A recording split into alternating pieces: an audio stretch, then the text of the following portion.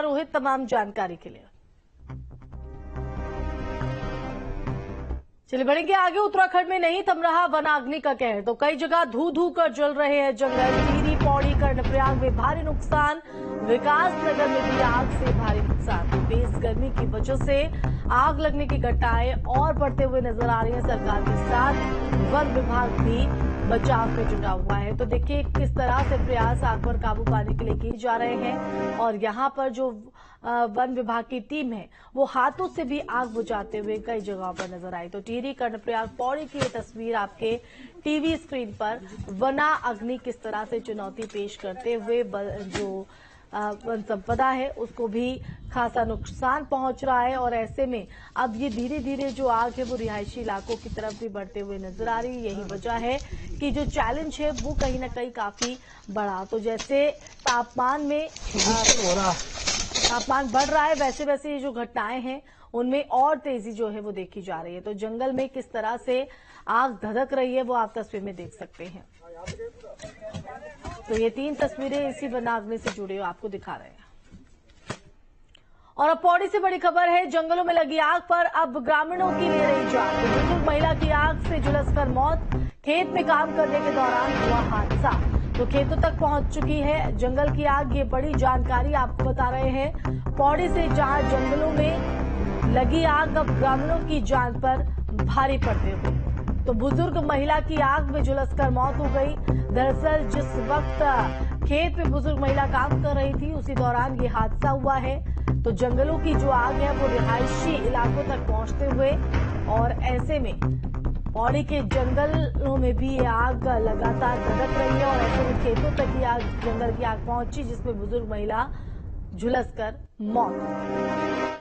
चूंकि ये इंसिडेंट इस रीजन से हुआ कि फायर को कंट्रोल करने के लिए एक एज्ड महिला अपने खेत में बुझाने के लिए गए और वो झुलस गए।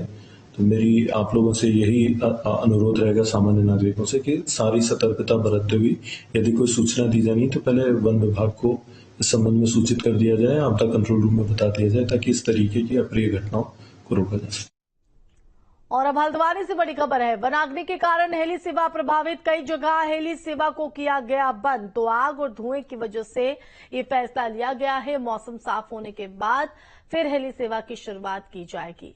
तो कई जगहों पर जिस तरह से आग ने विकराल रूप लिया हुआ है उसके चलते ये बड़ा फैसला हेली सेवा को लेकर। तो हल्द्वानी से आपको तस्वीर भी हम दिखा रहे हैं किस तरह से इस वनाग्नि के चलते चारों तरफ सफेद धुआं जो है वो आसमान में दिखाई पड़ रहा है, जिसके चलते हेली सेवा जो है वो प्रभावित होते हुए। द्वारा यहाँ पे गोलापाड़ से हेली सेवा तो चलाई जा रही थी और इनके संचालकों से वार्ता की गई है। तो उनका ये कथन है कि क्योंकि वनाग्नि के कारण विजिबिलिटी कम है, इस वजह से कुछ दिनों के लिए ये स्थगित की गई है, और जैसे ही विजिबिलिटी ठीक होगी तो इसको पुनः चालू कर दिया जाएगा। तो मौसम साफ होने के बाद एक बार फिर हेली सेवा शुरुआत कर दी जाएगी। वहीं टिहरी से बड़ी खबर आपको बता दें, वनाग्नि की घटनाओं को लेकर प्रशासन अलर्ट। तो जिलाधिकारी ने क्रूज स्टेशनों का दौरा किया है, अधिकारियों को जरूरी दिशा निर्देश इस संदर्भ में। तो आपको बता दें कि वनाग्नि को लेकर कंट्रोल नंबर जो है वो जारी किया गया है। तो आपको बता दें कि वनाग्नि की घटनाएं जिस तरह से लगातार उनमें इजाफा बदलते मौसम के चलते देखा जा रहा है, उसको लेकर प्रशासन पूरी तरीके से अलर्ट पर है।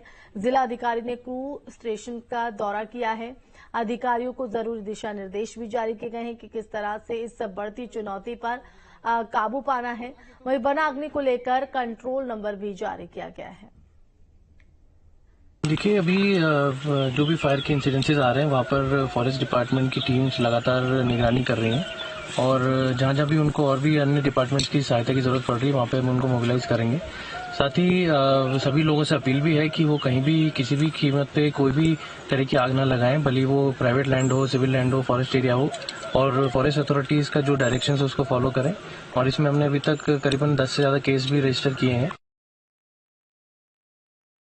देखिए आग की घटनाएं का जो मौसम विभाग की जो फोरकास्ट है वो काफ़ी ड्राई स्पेल का है, तो आग लग रही है। और परंतु जो हमारे तरफ से जो पॉजिटिव पॉइंट है वो ये है कि हमारी प्रिपरेशन सही है और रिस्पांस टाइम हम कम से कम करने की कोशिश कर रहे हैं।